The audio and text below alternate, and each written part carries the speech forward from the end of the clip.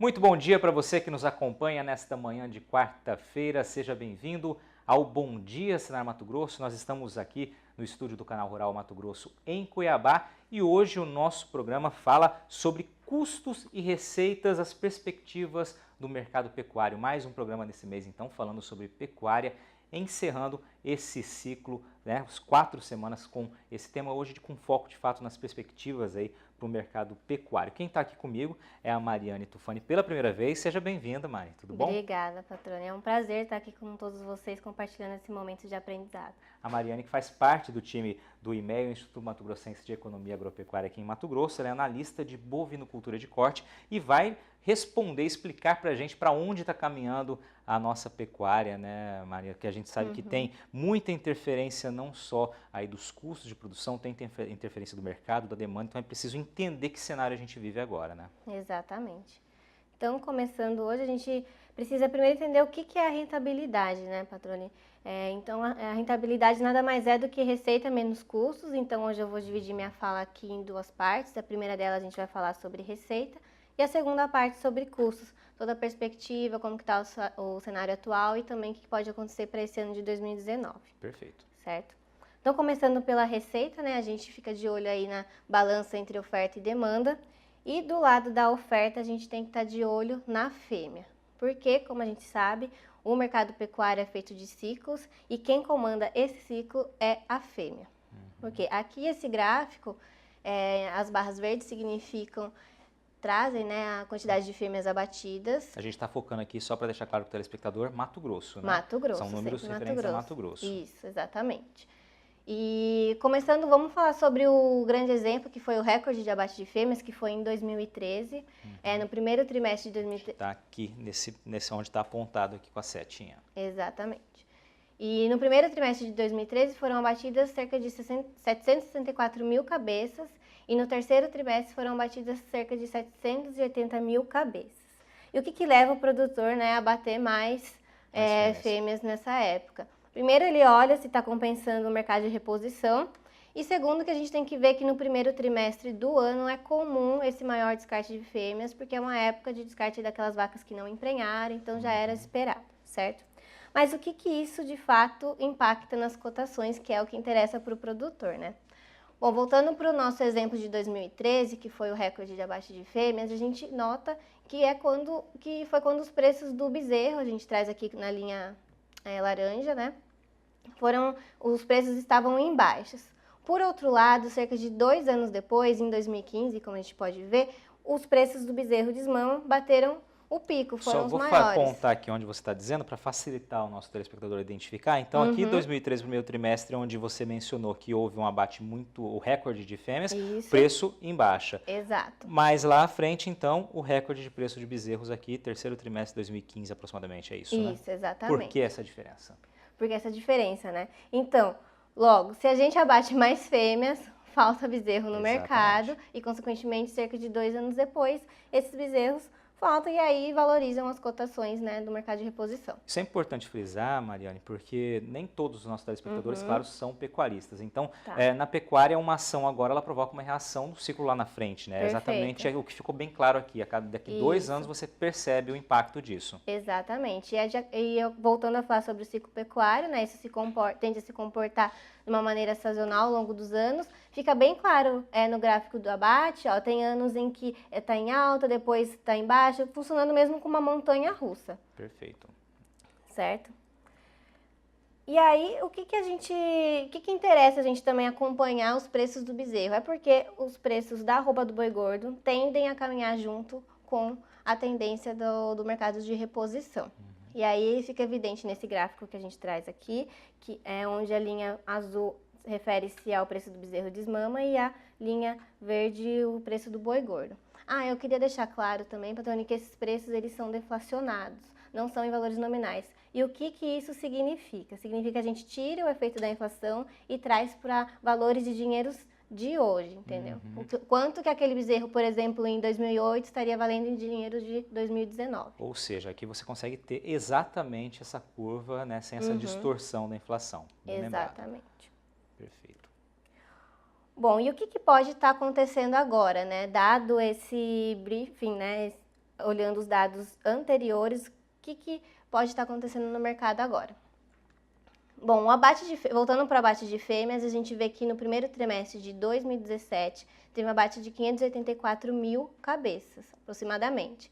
E no primeiro trimestre de 2018 a gente vê um incremento aí também, né, foi para 637, agora no primeiro trimestre de 2019, 689 mil cabeças foram abatidas. Ou seja, nos 3 anos, então, a gente tem visto esse primeiro trimestre com maior abate de fêmeas aí crescente, né? Uhum, exatamente. E aí, voltando naquele raciocínio que toda ação tem uma reação, pode ser que esse abate de fêmeas, né, em 2017 esteja refletindo no mercado de reposição e da arroba do boi gordo. E aí é o que a gente vê nos gráficos também que a gente traz. Esses dados deixam claro também que é de acordo com o levantamento do IMEA, que no caso da arroba do boi gordo a gente levanta diariamente junto aos produtores e os frigoríficos. E no caso da reposição a gente levanta semanalmente junto aos leiloeiros e produtores, tá? Então vamos lá, de dezembro de 2018 para março de 2019, a gente já vê que o mercado do bezerro está em alta, né? Lá em dezembro de 2018, o bezerro estava valendo R$ 1.057 a cabeça. Agora em março a gente já vê uma valorização de R$ 1.087. E a arroba do boi gordo também está em alta. Dezembro estava na casa dos 136 e março agora na casa de 138. Na última semana a gente já vê patamares de 140. De acordo com o nosso levantamento lá do IMEA. Ou seja, é uma crescente mesmo, né? Tá faltando Tá animal faltando gordo, animal. tá faltando animal para reposição. Exato. Esse é o raciocínio. Exatamente. E aí, um dos fatores que a gente pode verificar, né, é o abate de fêmeas, que pode estar influenciando nisso. Perfeito. Porém, aí que entra, tem mais um fator que pode estar corroborando com esse cenário, patrone. O estado está mais produtivo. Ou seja, além da baixa oferta de reposição de bezerros, a gente vê que foram abatidos mais animais jovens no segundo semestre de 2018, que é o que esse gráfico demonstra. Lá em 2016, no segundo semestre, a representatividade dos machos no abate de machos, estava em torno de 18% e 25%, certo? Em 2017 subiu para 20% e em 2018 para 22% e 53%. Ou seja, aqueles animais que seriam mais gordos agora foram antecipados e abatidos no segundo semestre de 2018. Isso também, Mariane, vocês percebem, é uma tendência, né, a busca por animais mais precoces, é um caminho quase que sem volta, é isso que vocês conseguem perceber analisando esses gráficos, Sim. Esse comportamento? Sim, exatamente. E outro fator é que os produtores estão investindo mais em nutrição, né? Isso mostra que o estado realmente está mais produtivo, dado também que as áreas de pastagem têm diminuído, né? Então, realmente o pessoal está procurando. Termina né? mais cedo o animal, vai mais cedo, causa esse gap lá na frente, então, Exatamente. por isso a E valorização. aí a gente vê essa tendência também, patrone, no caso das novilhas, que a gente tem conversado com os agentes de mercado, que os frigoríficos estão sentindo muita concorrência nos últimos anos em relação a encontrar fêmeas de novilhas, né, até 24 meses para abate. Então é um nicho de mercado que está crescendo. Perfeito. Vamos para frente, vamos lá. Bom, em relação à demanda, o mercado está acirrado também, porque eles estão vendo aí uma matéria-prima mais cara, né? O boi está mais valorizado, só que por outro lado a demanda não está correspondendo. Isso já era esperado, porque no começo do ano o consumidor está focado em realizar os pagamentos das dívidas, logo depois veio o carnaval, e o carnaval todo mundo estava com uma expectativa de que a demanda ia corresponder, só que não foi bem assim. Correspondeu mais para aqueles cortes de primeira, que focados para o churrasco, né? Picanha, contrafilé. Agora, os churrascos de carnes de maior escala, que são de segunda, o atacado sofreu bastante para vender. E aí é o que a gente vê no reflexo aqui, né? Varejo em queda. Tem a quaresma também nesse período, né? Que impulsionou esse cenário. E o atacado tentando pressionar um pouco o varejo, porque ele está comprando uma matéria-prima mais cara e do outro lado vendendo um produto mais barato, né? Perfeito, e vai muito do poder aquisitivo da população também, né? Você falou, pagamento de dívida, tem aquele período festivo que se esperava uma demanda um pouco mais aquecida, não se traduziu como se esperava, porque o consumidor também está um pouco pressionado, então fica essa gangorra aí que não muda muito de figura, né? E você traz ali na próxima tela o impacto das exportações, que por outro lado estão bastante aquecidas, o gráfico mostra isso, né? Exatamente, nesse primeiro trimestre de 2019 a gente exportou cerca de 92,84 mil toneladas de carne. Isso foi um volume 17% superior em relação ao mesmo trimestre do ano passado. E a gente vê que os nossos principais clientes, né, seguem como Hong Kong e China, representando 28%, o Irã em segundo lugar 15%, Emirados Árabes Unidos 11% e o Chile e Egito em torno aí de 5% e 8%. Ou seja, fica para esse primeiro bloco um cenário, um raio-x da pecuária aqui em Mato Grosso, como está se comportando. Há uma escassez na oferta de animais prontos para o abate por conta de vários fatores, como o abate de fêmeas lá atrás. Me corrija se eu estiver errado. Não, vamos ver se eu entendi perfeitamente. E é claro que aí, consequentemente, você tem uma exportação crescente, um consumo interno ainda um pouco retraído, mas a falta de animais prontos para o abate é o que acaba levantando, impulsionando um pouco esse preço e causando essa preocupação muitas vezes por parte da indústria também. Exatamente. Dever de casa está correto, fiz certinho? Tá certo, então. Mariane, vamos parar por aqui então, a gente vai para um breve intervalo, daqui a pouco a gente volta do estúdio do Canal Rural Mato Grosso, esse é o Bom Dia Senar Mato Grosso, a gente volta rapidinho, continue com a gente.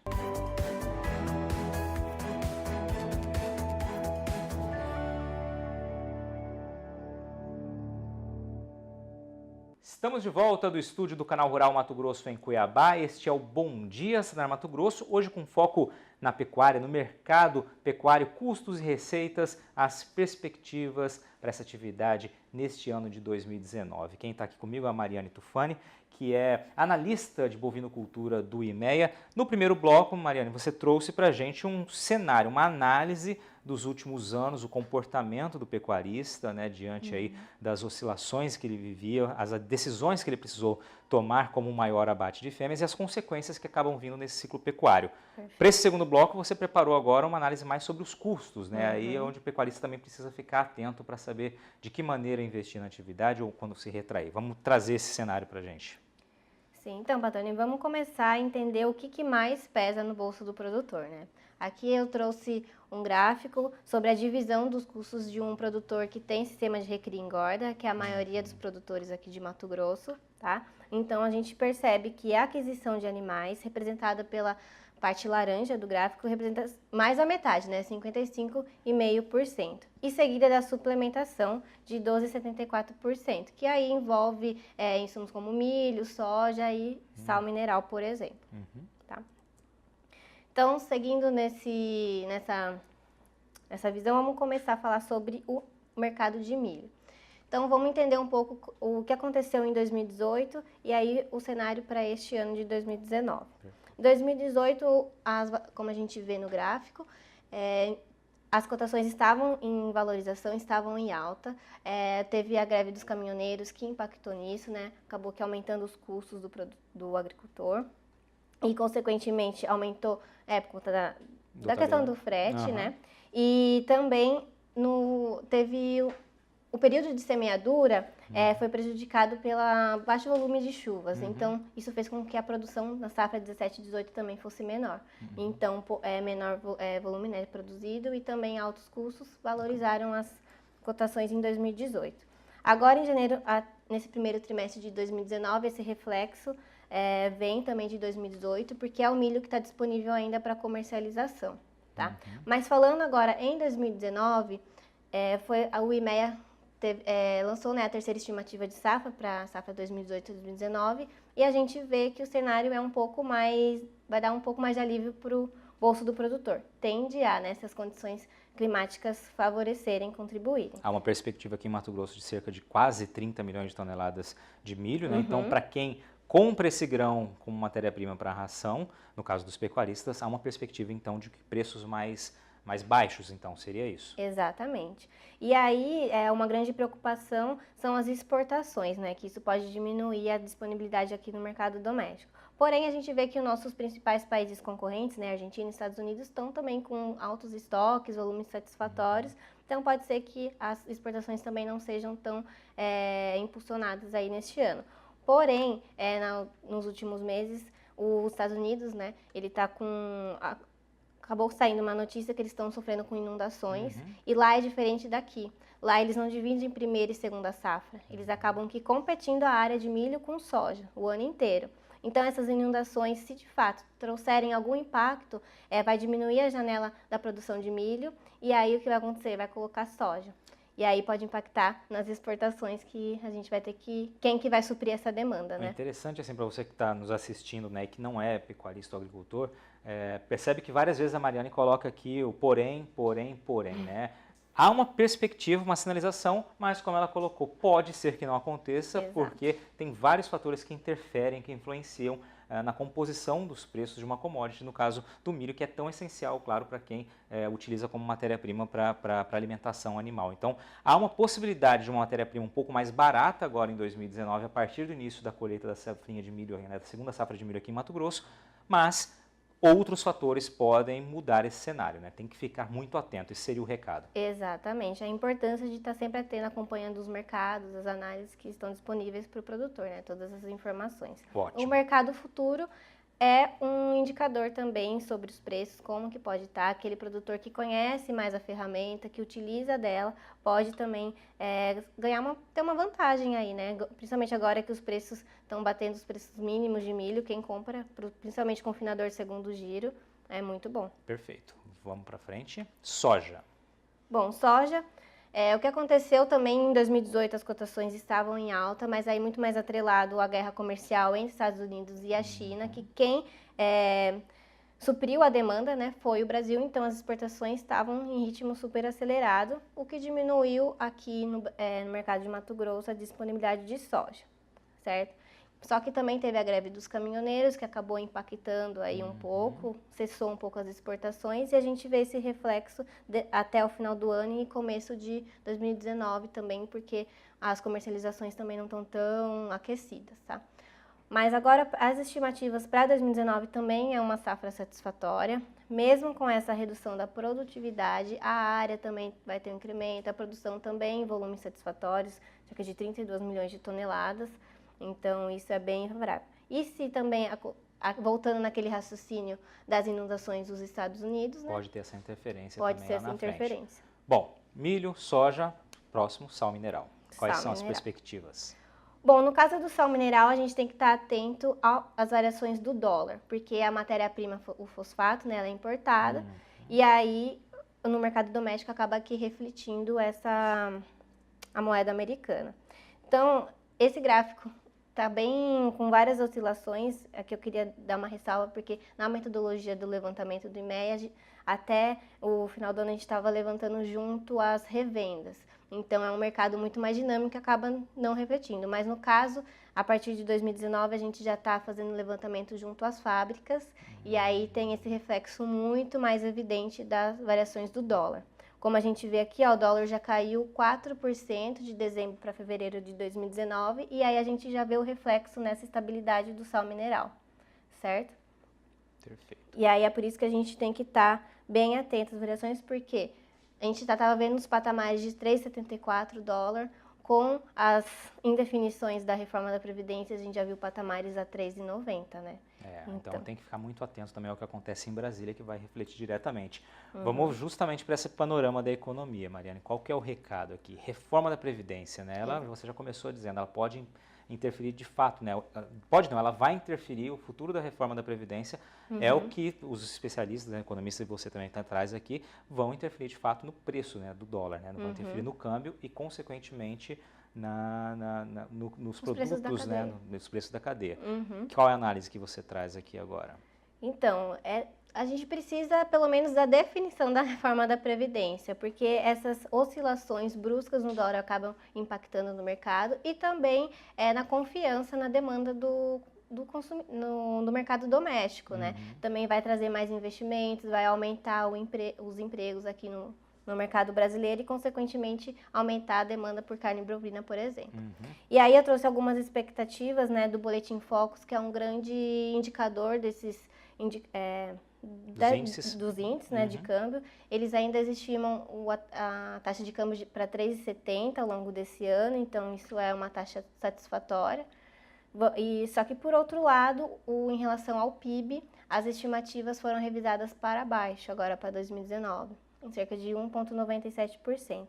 E por que é importante a gente estar de olho no PIB? Porque ele reflete, né, como que está a renda do consumidor e aí, consequentemente, a demanda, que vai impactar no mercado pecuário. Porém, para 2020, aí volta aquela perspectiva de aumento. Exatamente, 2,70. Perfeito. Vamos torcer para isso, então, né? Vamos lá. E as considerações finais? Então, Patrone, o que o mercado indica é uma possível virada no ciclo pecuário. Como eu disse para você, está vindo desde 2017 aumento no abate de fêmeas, e aí pode ser que isso reflita no mercado de reposição e na arroba do boi gordo, tá? Mas isso não está sob o nosso controle. Como a gente viu, tem muitas variáveis incertas, né? E aí, como exemplo, a recuperação da economia brasileira, que ainda está lenta, dado as estimativas que a gente está observando, né, do PIB, também da demanda que não está vindo de fato, né, com ritmo mais acelerado, e as decisões da reforma da Previdência que podem impactar nesse mercado aí. Então, o recado também que eu quero terminar aqui para vocês é que a gente precisa ter o foco no controle dos custos, porque de um lado o mercado a gente não consegue controlar, mas já os custos, se a gente se planejar, estar atento todas as variações de mercado dos principais insumos que pesam no bolso do produtor, consegue aumentar a rentabilidade e aí a lucratividade, né? Perfeito. É o que dá para fazer, né? Você tem que analisar a cadeia, o mercado como um todo e focar pelo menos dentro ali da fazenda, né? Focando nos custos, nessa composição dos custos para tentar controlar, já que como você disse, né? Você tem muitas variáveis incertas. E uma dica aí para você que é pecuarista e quer acompanhar, né, essas análises, o IMEA semanalmente, né? A Mariane é uma das responsáveis, né, pela área de bovinocultura. O IMEA semanalmente traz traz o seu boletim com dados, né, compilados daquela semana com algumas projeções. Então é sempre importante estar acompanhando esses dados, até para saber para que rumo, né, o mercado pode estar indo, né? São os indicativos ali que são palpáveis, né? Exatamente. Mariane, obrigado pela sua participação aqui conosco. Esse foi o Bom Dia Senar Mato Grosso desta quarta-feira, né? A gente lembra que para a área de pecuária também existem os cursos aí disponíveis do Senar, os treinamentos. Então, se você quer falar mais sobre gestão, quer conhecer mais, entre em contato com o Sindicato Rural do seu município, entre em contato com a equipe do Senar, certamente você vai ser aí bem orientado, bem treinado, porque a informação é que faz a diferença, ainda mais num mercado como esse, que não depende apenas de você. A gente fica por aqui, obrigado pela sua audiência e até semana que vem.